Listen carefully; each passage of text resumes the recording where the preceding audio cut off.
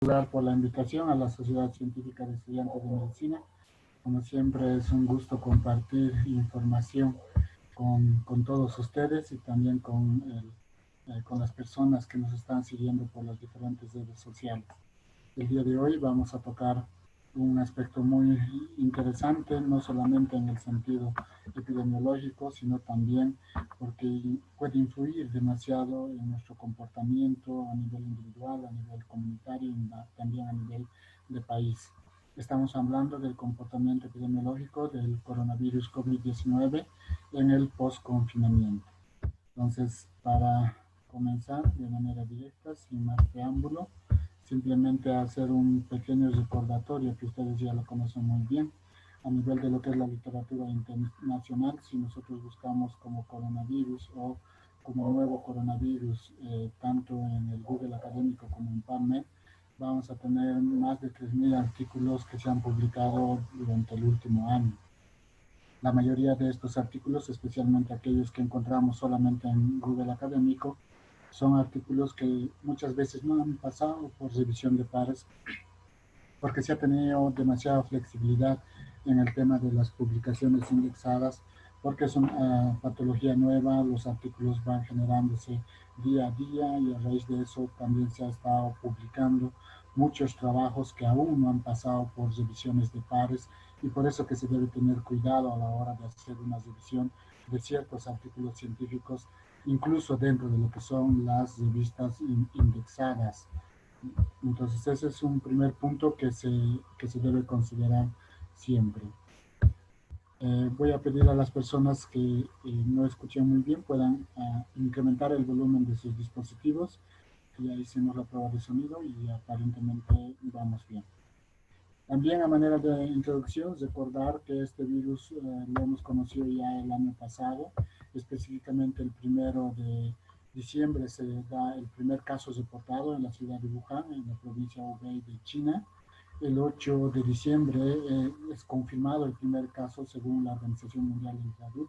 Recordemos que estas fechas han estado en bastante discusión porque ya en el mes de noviembre se había reportado algunos casos de lo que es coronavirus, sin embargo, estas nunca fueron confirmadas por la Organización Mundial de la Salud. Un mes después, el 31 de diciembre, la Organización Mundial de la Salud recibe la primera alerta desde China. El 1 de enero se cierra el mercado de pescados y mariscos en Wuhan porque se asociaba al consumo de estos alimentos lo que es la transmisión de este virus.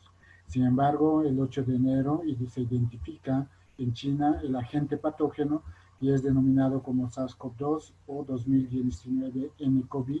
Y finalmente, el 9 de enero, la Organización Mundial de la Salud, en sus laboratorios del CDC de Atlanta, vuelve a identificar el virus y lo denomina como COVID-19.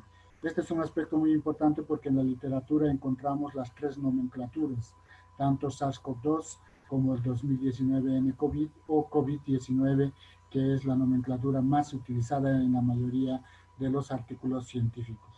Adicionalmente a ello,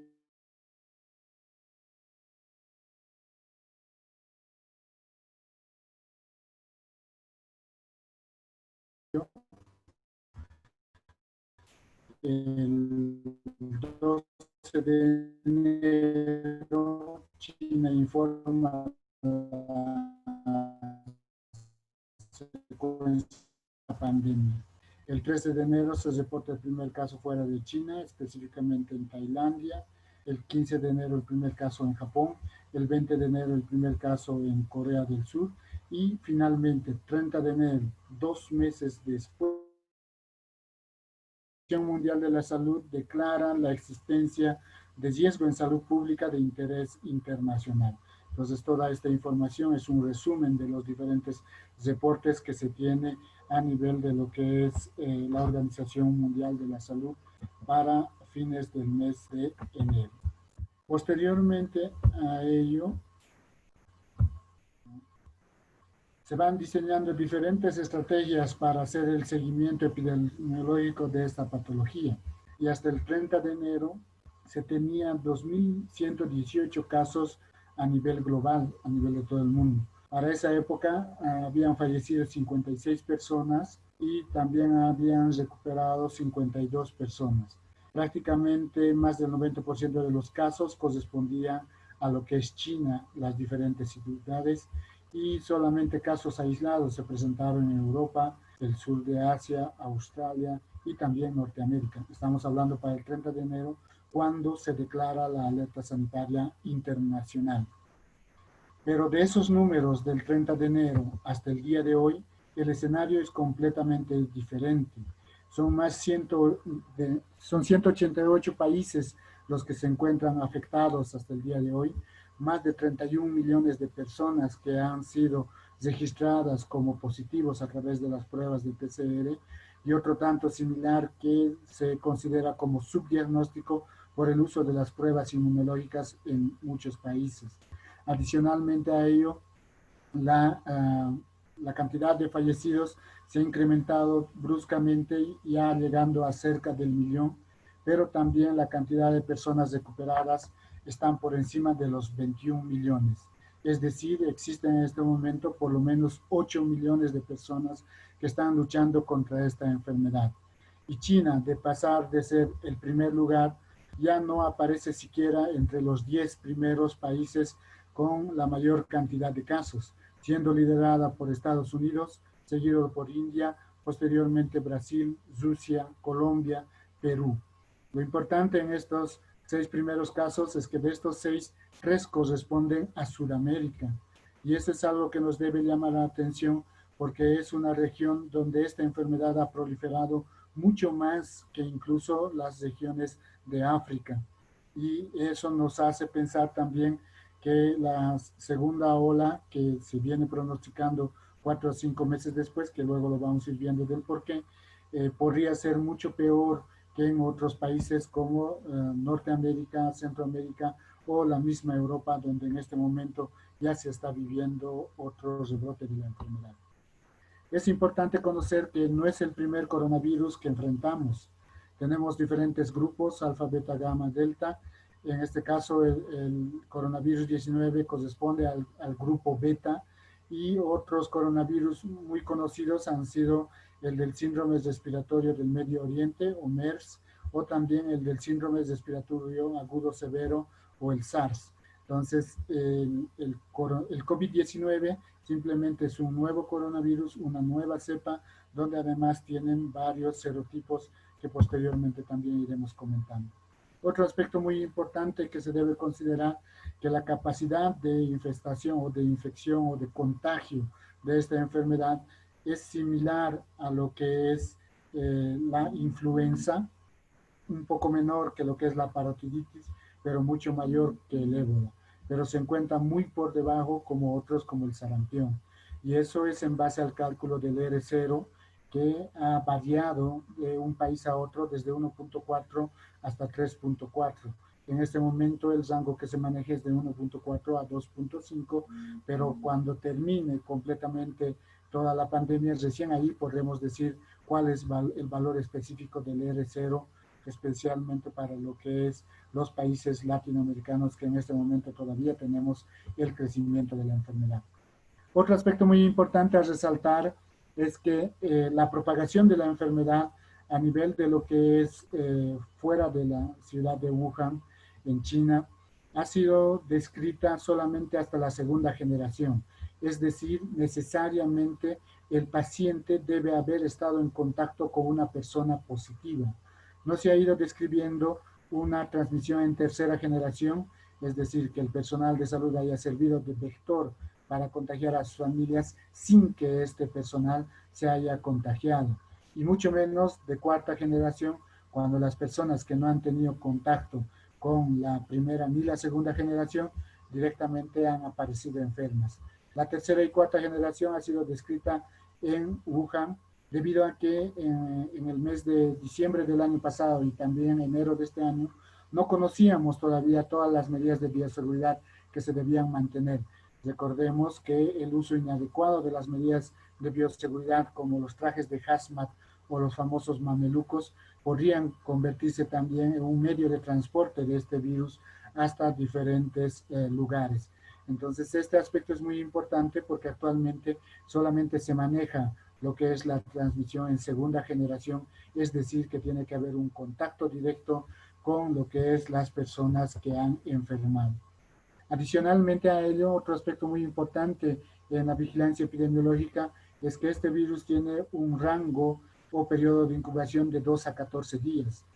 Sin embargo, ya desde el primer día, 24 horas después de haber estado en contacto, una persona puede llegar a contagiar a otras personas. Pero adicionalmente a ello, también existen reportes del mes de agosto, donde especialmente en el caso de los niños, se menciona que hasta más de 30 días ellos pueden seguir contagiando sin haber generado ninguna sintomatología. Entonces, ese es un aspecto muy importante porque el punto medio de los 5 días para el inicio de los síntomas, 7 días para lo que es el procesamiento de las pruebas de laboratorio, ya prácticamente ha ido quedando atrás y nuevamente los epidemiológicos se han de lo que es eh, Europa o Estados Unidos, sino a nivel de todos los países en el mundo, ¿no? Y ese es un aspecto muy importante que se debe considerar. Adicionalmente a ello, dentro de lo que es la vigilancia epidemiológica, también ha sido comprobado el rol que tiene el aislamiento tipo cuarentena o tipo Wuhan, donde esto reduce la cantidad de nuevos contagios en una región.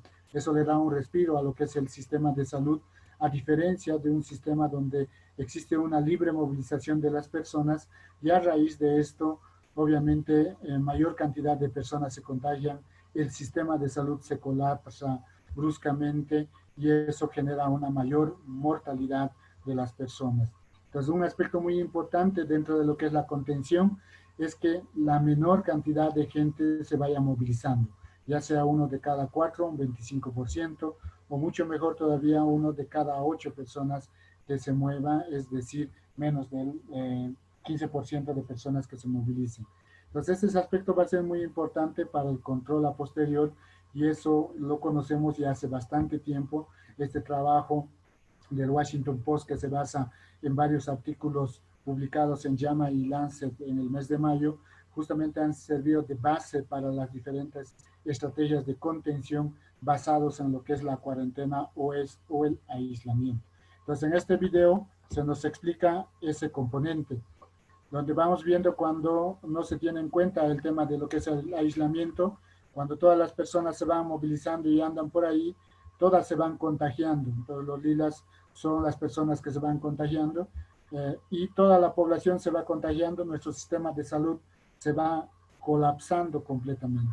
Pero cuando tenemos una cuarentena y la vamos viendo poco a poco, de manera paulatina, de manera escalonada y de manera ordenada, si bien va a haber gente que se va a ir contagiando, no llegan a saturar nuestro sistema de salud, por lo tanto puede haber una respuesta más oportuna hacia lo que es la población afectada. Entonces, de ahí la importancia de tener una cuarentena. Por ejemplo, si solamente uno de cada 4 personas se llegan a movilizar, entonces la cantidad de contagios es mucho menor todavía y la curva de enfermos es muy baja. Por lo tanto, nuestras unidades hospitalarias brindan una mejor atención, no se llegan a colapsadas y por ello nuevamente se observa la importancia de que se debe respetar los protocolos establecidos por los diferentes ministerios de salud.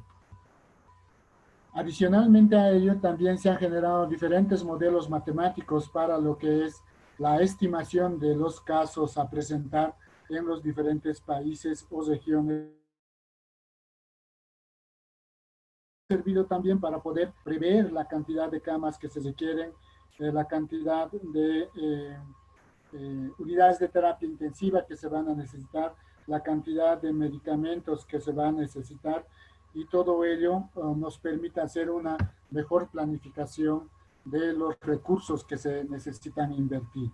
A nivel de lo que es Bolivia, presentamos desde la Unidad de Salud Pública y Epidemiología del Instituto de Investigaciones Biomédicas e Investigación Social de la Facultad de Medicina de la Universidad Mayor de San Simón, un estudio sobre las estimaciones de casos esperados por escenario epidemiológico para Bolivia según escenario epidemiológico, considerando un escenario positivo con una baja incidencia de contactos un bajo porcentaje estimado de positivos y una letalidad también baja.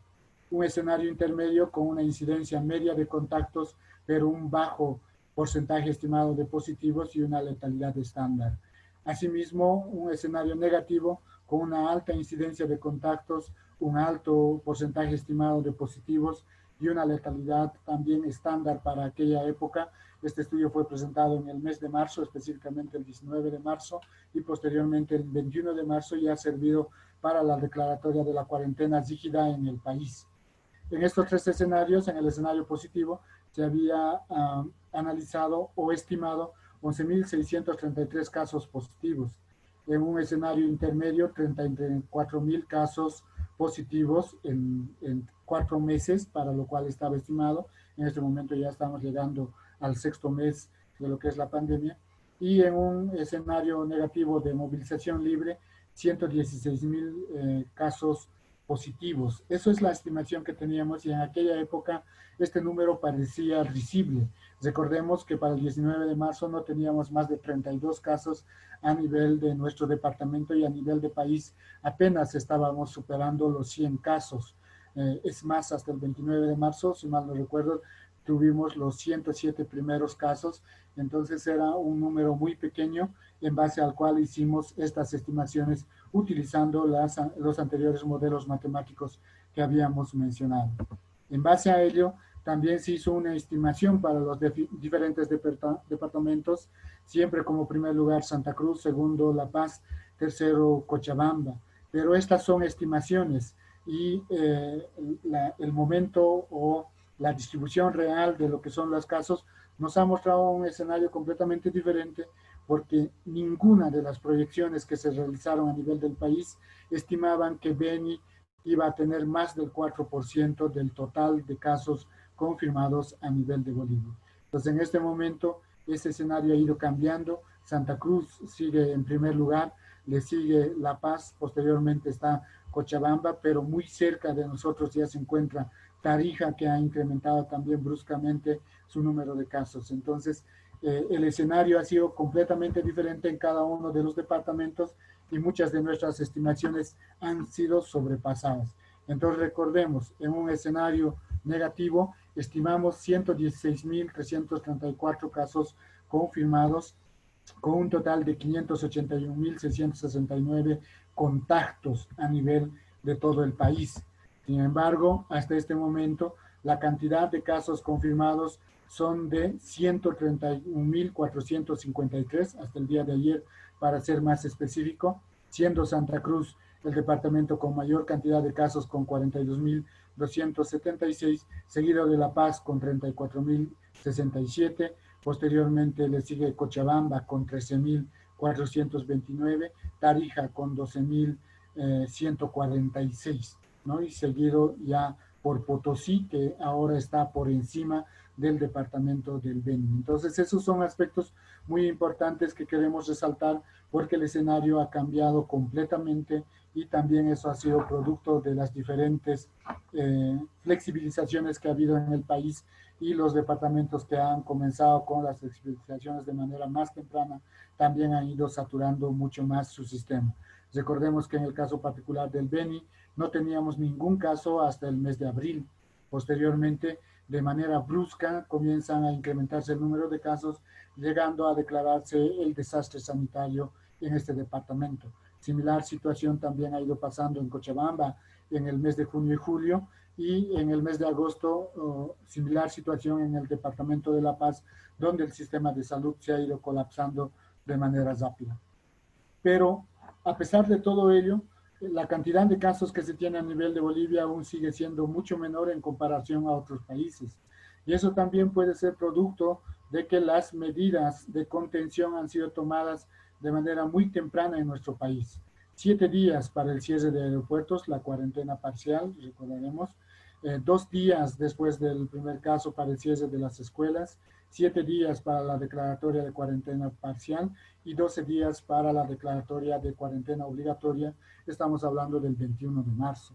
Eso no ha ocurrido con otros países, como China, como Italia, España, que son también países que en primera instancia han visto colapsadas su sistema de salud, donde tanto la cuarentena obligatoria como el cierre de escuelas o el cierre de aeropuertos ha demorado más de un mes, y en el caso particular de China incluso 2 meses. Recordemos, desde el 1 de diciembre del 2019 hasta el 30 de enero del 2020.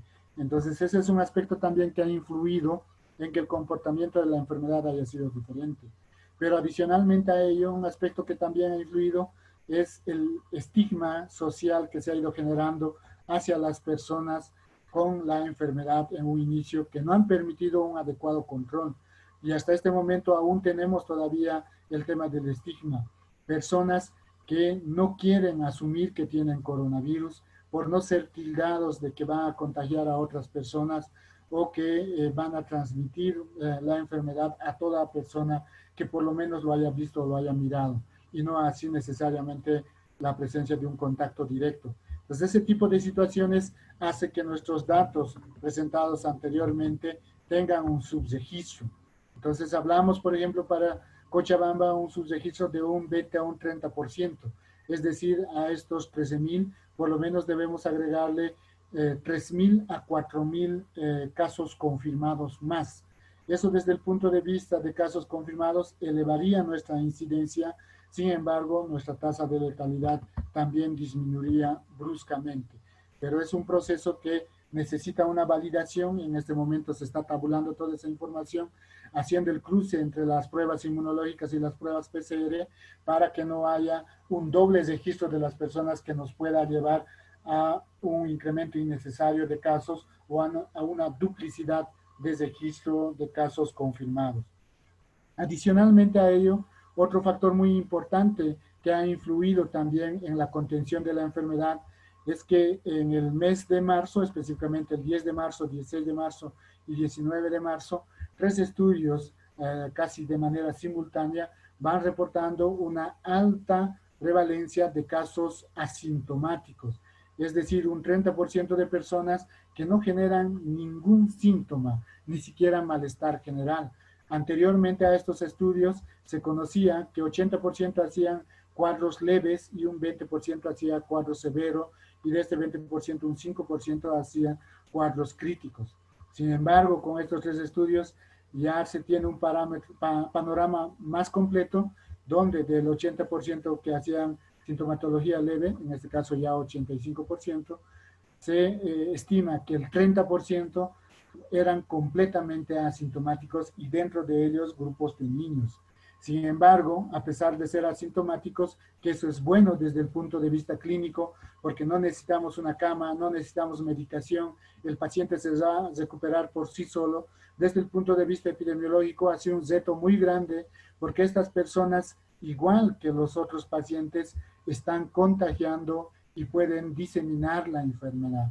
Entonces, ese ha sido un aspecto muy importante por el cual también se ha comenzado a realizar tamizajes de tipo inmunológico en diferentes grupos poblacionales para ver si ya tenían o ya habían pasado por la enfermedad. Otro aspecto muy importante también que se ha ido observando y hemos aprendido durante todo este tiempo es que la actividad viral o la replicación viral disminuye a partir del día 14 hasta el día 21, donde prácticamente la carga viral es nula. Es más, desde el día 16 ya se ha observado casos de pacientes que tienen PCR negativo, a pesar de la sintomatología, es completamente identificativa de lo que es el coronavirus. Nos hemos tenido muchos pacientes, especialmente en el mes de marzo, incluso pacientes que han fallecido, que tenían PCR negativo, pero sin embargo la tomografía, la radiografía, el examen clínico era indicativo de lo que es el coronavirus, y eso también se debe a que a partir de lo que es el día 7 comienza ya la fase inflamatoria, y hasta el día 21 prácticamente es el proceso inflamatorio lo que va generando la sintomatología y no así la actividad viral. Por ello, muy importante que también el manejo ha sido diferenciado. En la primera fase, dirigido a disminuir la replicación viral, y en la segunda fase, dirigido tanto a lo que es la disminución de la replicación viral como también la actividad inflamatoria, y en la tercera fase o en el estadio 3 dirigido solamente a lo que es la respuesta inflamatoria y no así a la actividad viral, con los diferentes medicamentos como también el plasma hiperinmune y otros tratamientos que se han ido generando a lo largo de todo este proceso de manera experimental. Hasta este momento todos los tratamientos son experimentales, ninguna es una cura definitiva, incluyendo también las diferentes vacunas que se vienen estableciendo.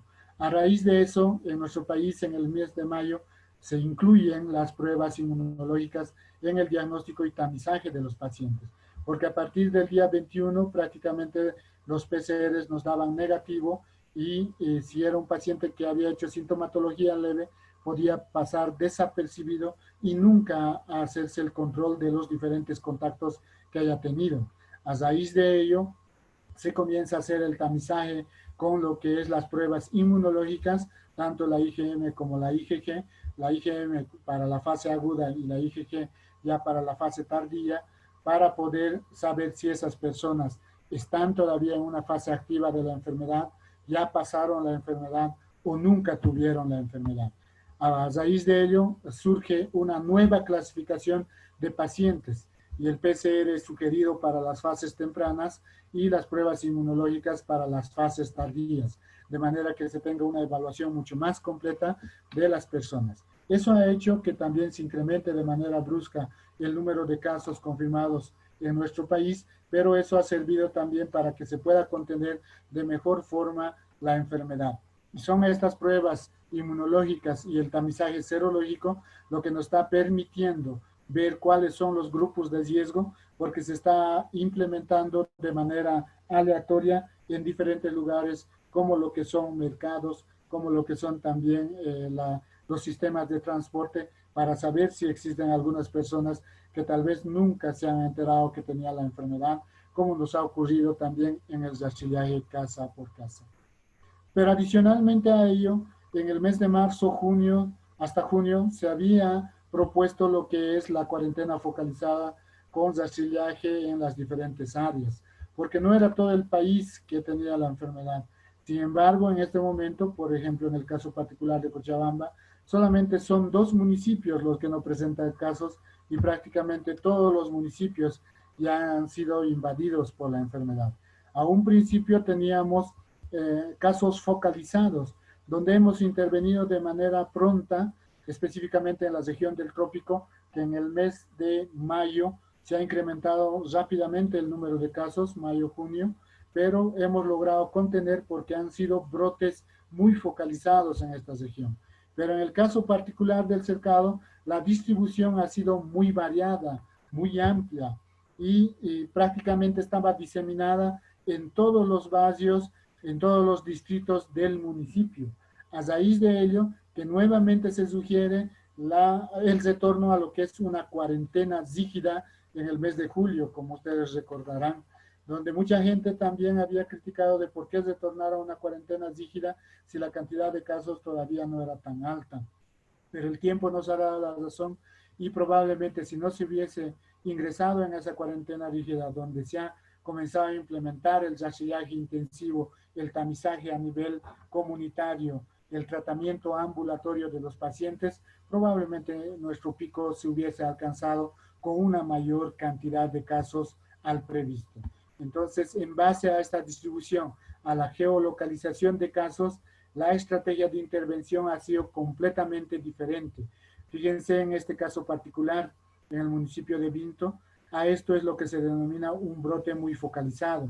Pero en estas otras áreas, en el municipio del Cercado, también en la región urbana de Sacaba, no teníamos esa focalización de casos y por ello que se había solicitado el retorno a lo que es la cuarentena rígida.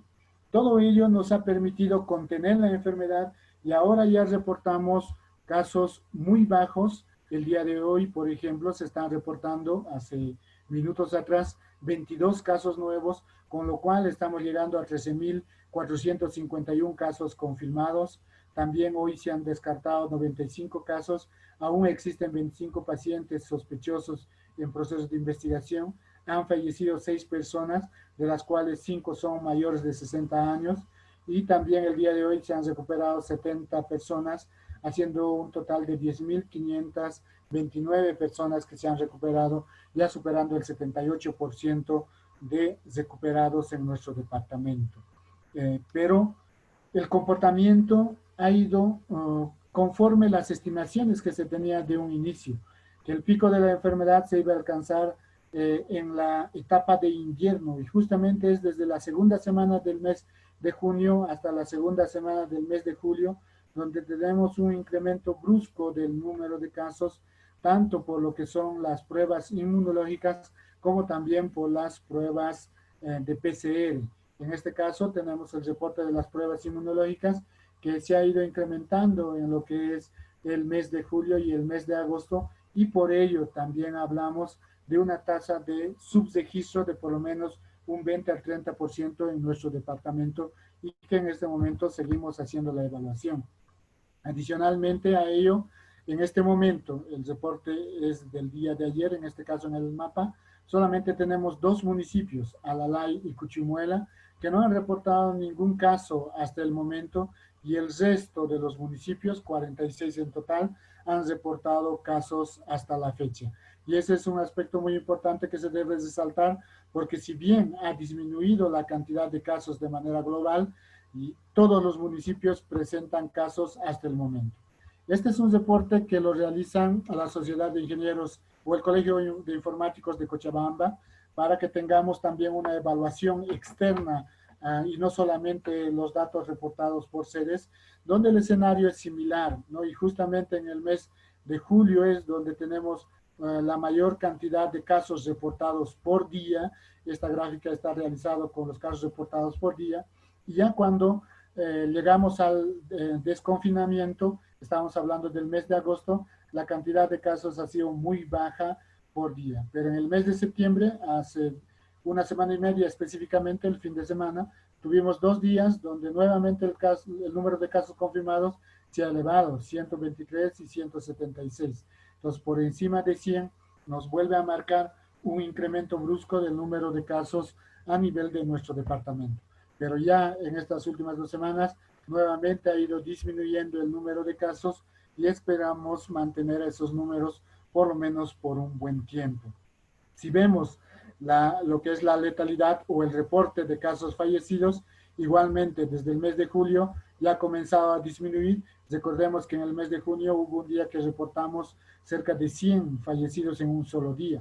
Ahora estamos reportando menos de 10 ya desde hace casi 2 semanas, y eso también nos marca una tendencia en la cantidad de fallecidos, una disminución en lo que es esa curva de, del número total de casos fallecidos.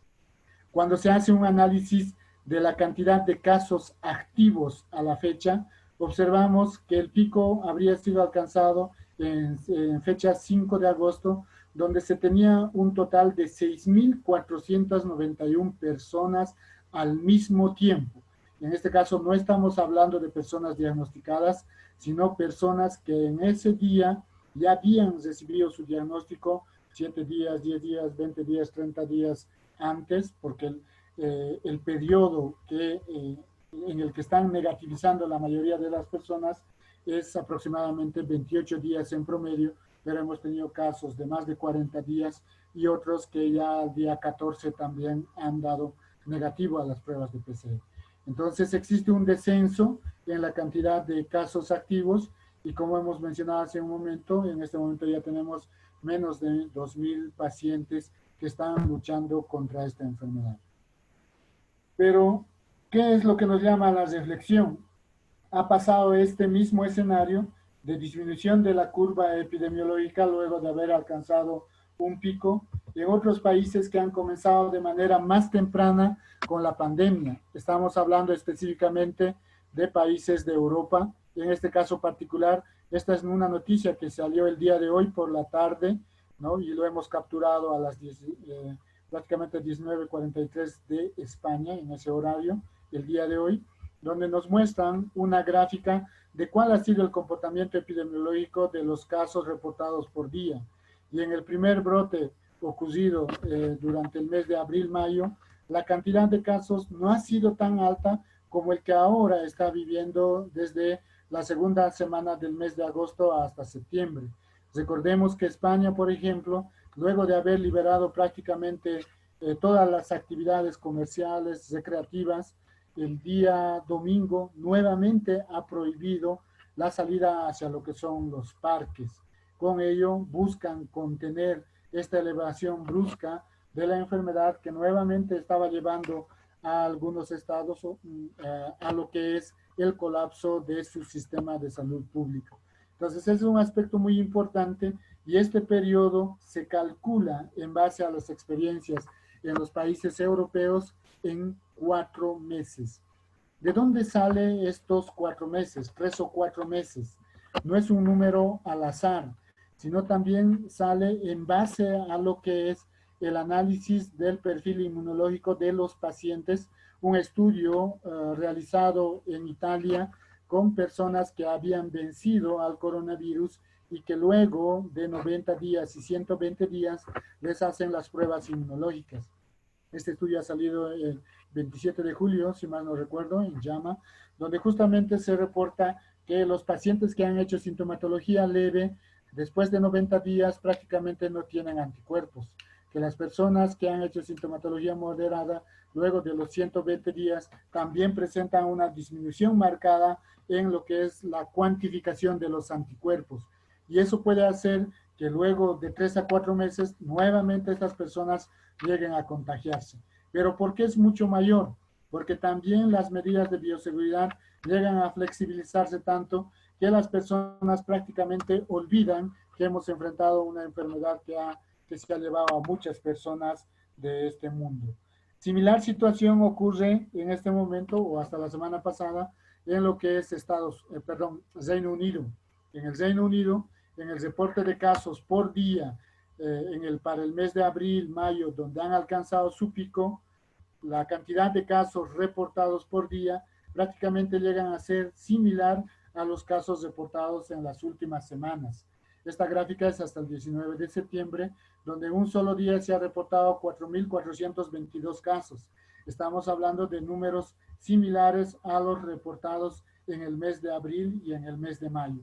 Entonces eso nos habla de esa famosa segunda ola que muchos países ya lo están viviendo y la cantidad de casos que vaya a haber en esta segunda ola va a depender de las estrategias de contención que la propia población viene estableciendo. Pero adicionalmente a ello, se han ido generando nuevas restricciones y este es un reporte realizado el día de ayer, compilado por la agencia Fides de Noticias, donde en el caso de Reino Unido, por ejemplo, se han prohibido las reuniones entre personas de diferentes domicilios, los pubs, bares, también deben cesar a las 10 de la noche y también a partir del jueves. Se limitan las reuniones a 6 personas. En Portugal se limitan las reuniones a 10 personas.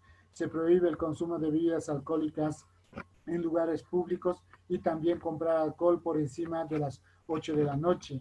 En Francia también hay medidas locales de reducción del aforo en el campeonato Roland Garros, que también ya estaba con personas, al igual que algunos partidos de fútbol también, como ustedes conocen. En Alemania también se han ido cancelando los carnavales. En la República Checa los bares y clubes también ya permanecen cerrados durante la noche. En España la prohibición de reuniones de más de 6 personas o los viajes fuera de la zona de residencia para el 13% de los habitantes de lo que es la ciudad de Madrid, etcétera. Entonces, los diferentes países de Europa nuevamente están retornando a lo que son las medidas restrictivas a pesar de las diferentes protestas que ha habido en los diferentes países. Entonces, eso es un aspecto muy importante que debemos recordar porque no queremos llegar a esa situación. En el caso particular de Cochabamba, la disminución del número de casos ha comenzado en el mes de agosto. Por lo tanto, 3 a 4 meses estaríamos hablando de la segunda semana del mes de noviembre hasta la segunda semana del mes de diciembre para este posible rebrote o segunda ola, como se lo ha denominado a nivel internacional. Es cuanto puedo compartirles a ustedes. Estoy atento a sus preguntas. Muchas gracias por su ponencia, doctor. Bueno, en este momento vamos a pasar a la ronda de preguntas. Para